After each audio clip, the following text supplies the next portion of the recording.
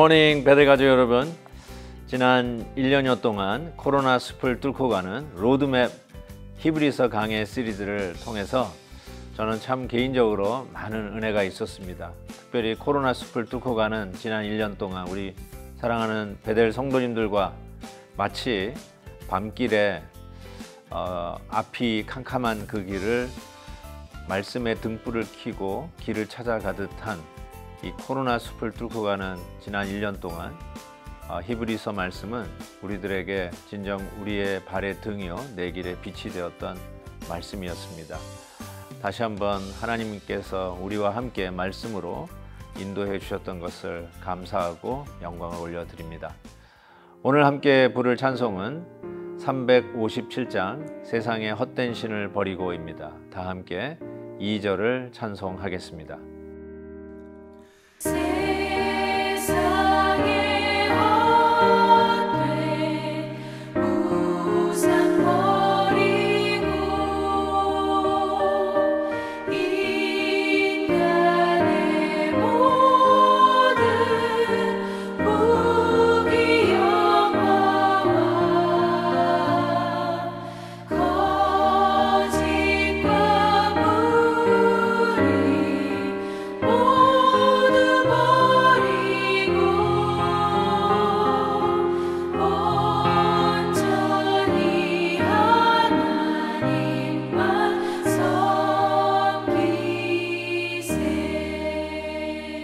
아멘.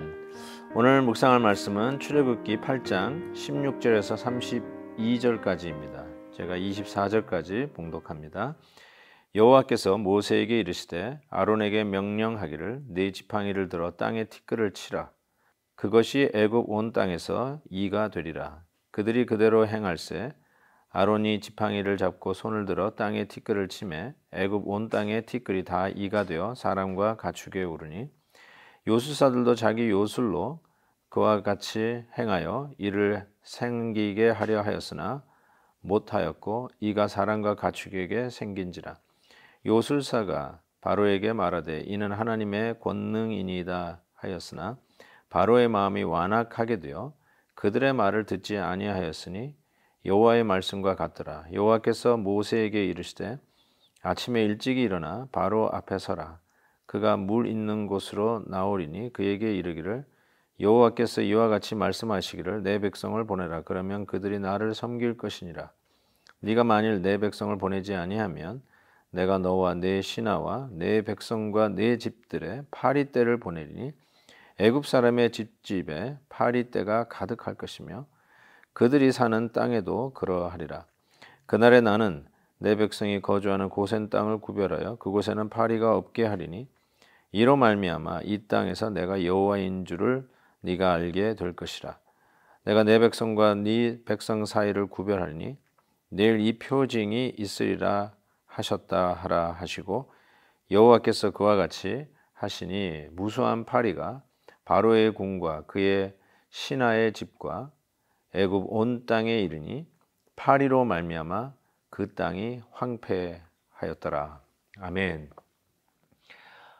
이미 첫 번째, 두 번째 재앙, 즉 물이 피로 변하는 첫 번째 재앙과 그리고 개구리 재앙이 있었습니다. 개구리는 뭐 우리가 잘 아는 것이죠. 그래서 시골에서 자란 분은 뭐 개구리 많이 잡으셨을 거고 때로는 식용 개구리 잡수신 분도 많이 계시리라고 생각합니다. 저는 저녁마다 집 주위를 이렇게 산보 다닐 때 보면 개구리 소리가 참 많이 들립니다. 이번에는 더 시끄러울 정도로 많이 들리는 것 같습니다. 그 개구리가 사람 먹는 밥상 위에 우리가 자는 침상 위에 올라와 있다라고 아주 떼거지로 올라와 있다고 한번 상상해 보십시오. 아마 끔찍할 겁니다. 그런 개구리 재앙이 지나고 그럼에도 불구하고 바로 왕의 마음은 여전히 변하지를 않습니다.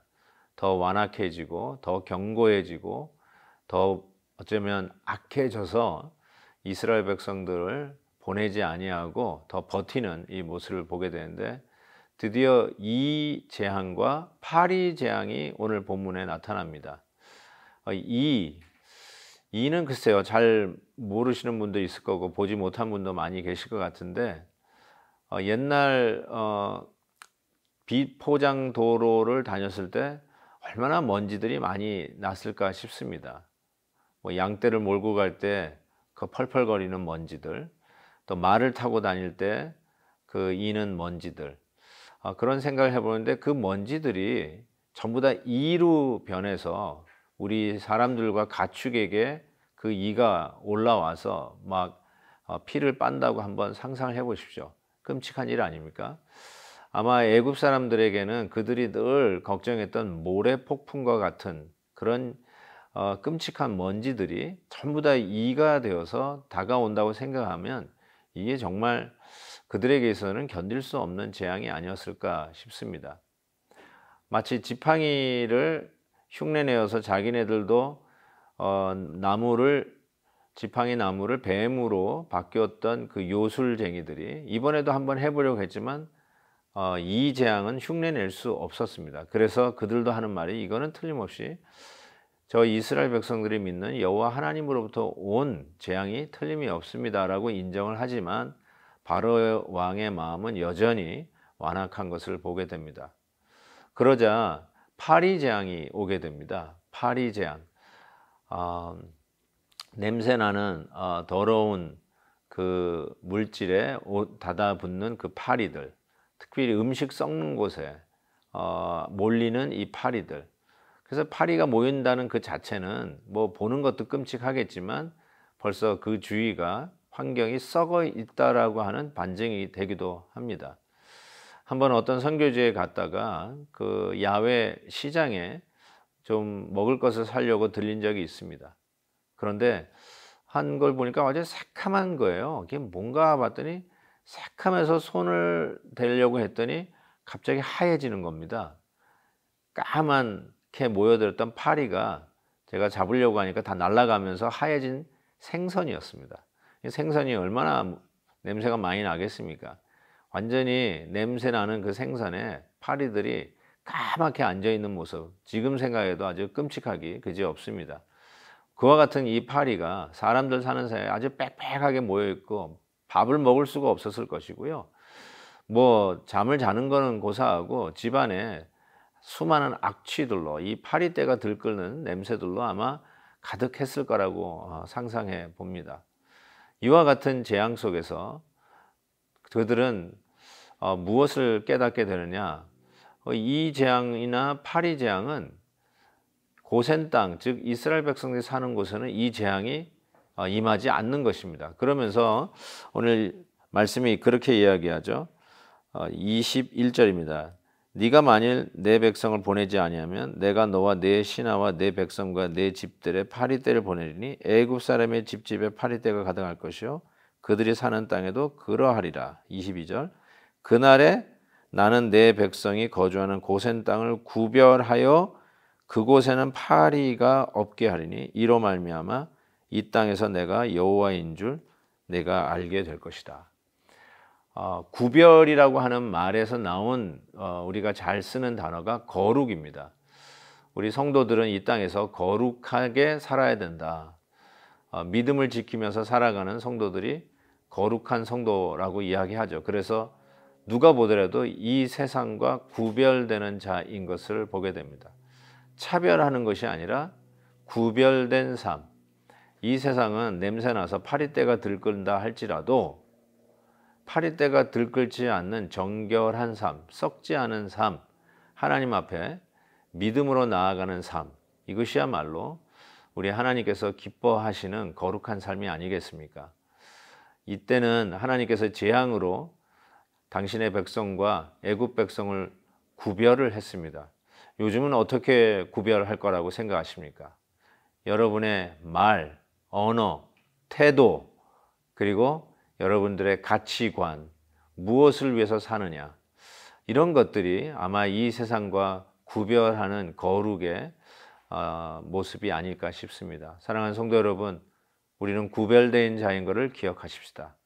구별된 삶 오늘도 살아드리며 하나님의 영광 위해서 거룩한 백성 되는 귀한 날로 축복해 주시기를 간절히 바랍니다. 기도하겠습니다.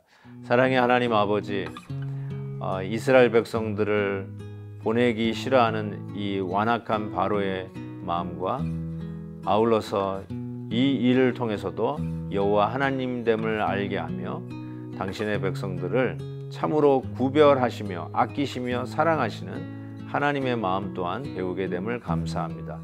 오늘도 이와 같이 구별된 삶 살게 해 주옵소서. 우리의 가정이 이 세상과 구별된 가정 되게 해 주옵소서.